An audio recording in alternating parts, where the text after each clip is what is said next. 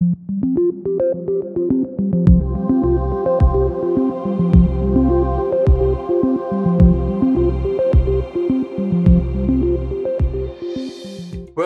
to the 12th in our series, Ideas in Action Going Digital. Today, we're going to look at the practices of digital leaders. In earlier videos, we have talked about the superior business results digital leaders are gaining from their digital investments. In our last video, we revealed our finding that such leaders leverage 7 core capabilities. Let's relook at these. It is important to say that digital leaders are far from complacent, but exhibit continuous efforts to improve at becoming digital. Part of this has been identifying deficiencies in their digital transformation capabilities and working on strengthening them. Leaders also seem to be able to sustain effort and resources over much longer periods than other organizations. What then are the characteristics of digital leaders? In practice, looking across our database as at early 2024, digital leaders do not score high on all core capabilities shown in this diagram, but they do score high on most of them. Looking at strategy, sustainable, competitive, customer-focused short, mid, and long-term strategies tend to be informed by digital technology developments, driven by business imperatives and steered and resourced by C-suite executives, visioning, pursuing, and communicating an organizational transformation agenda. Strategizing for digital transformation and automation is dynamic in these organizations. It is ongoing and inclusive, with broad stakeholder involvement, communication, and education. Nearly all leaders score very high on strategy. On integrated planning, digital leaders typically have designed a detailed set of organization-wide processes to dynamically align strategy with operations and coordinate developments in data, technology, processes, and people to deliver a digital transformation agenda. Planning focuses on building an agile, scalable digital operations platform supporting core operating systems, processes, technologies, talent, and data.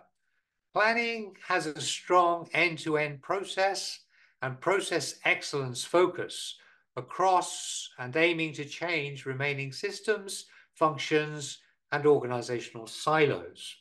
Once again, digital leaders typically score high on integrated planning. Digital leaders have an embedded culture consisting of shared digital-first norms, beliefs, and behaviors that underpin strategic and operational practices and focus on continuous technology-based renewal. There is promotion and realization of an innovating, open, sharing culture across all management levels and functions.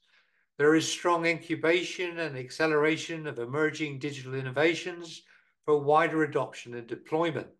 Here we get some variation, as even digital leaders who score high in aggregate across the 7 core capabilities are finding building the digital culture challenging and taking more time than they anticipated.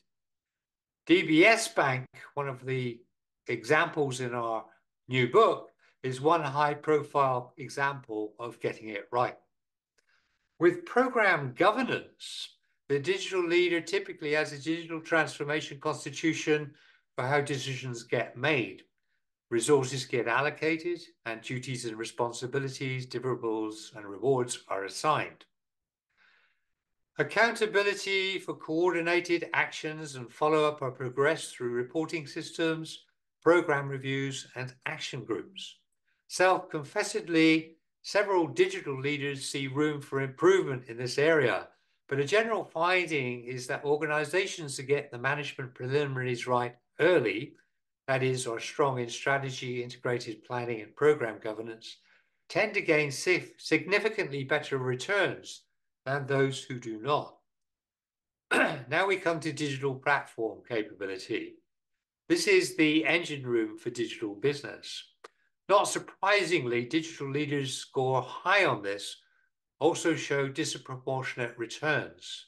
The digital leader typically has founded and is continuously improving a technology-enabled platform for digital business.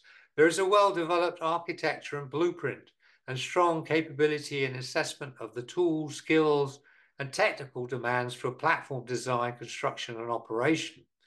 The network of technology partners is requisite, updated regularly, and is utilized synergistically with internal resources. There is a strong and developing operations technology backbone in the form of corporate and service provider networks, infrastructure services, shared technology applications, shared data and standard processes. The organization is well advanced on integrated development, curation, and ethical use of digital data. We found digital leaders as a group more critical of their digital platform capabilities, but from an outsider perspective, this often seemed unmerited given the technological complexity, challenges, and ever-changing technologies they were dealing with. Change management receives the most variable ratings amongst digital leaders. Many find sustaining attention and resources for 2 years or more a real challenge. Others recognize they need to build their change management capability further. The highest scoring digital leaders integrate digital technologies optimally with requisite developments in skills, processes, structure, culture, reward systems, management orientations, team building, and strategic direction. There are robust channels and programs of communication for managing change at enterprise, functional, and business unit levels, including service providers. There is effective human resource organization, including people management systems in place for skills evaluation and development utilizing both internal and external marketplaces. Process excellence capabilities and tools enable redefining, re-engineering, and creating end-to-end processes.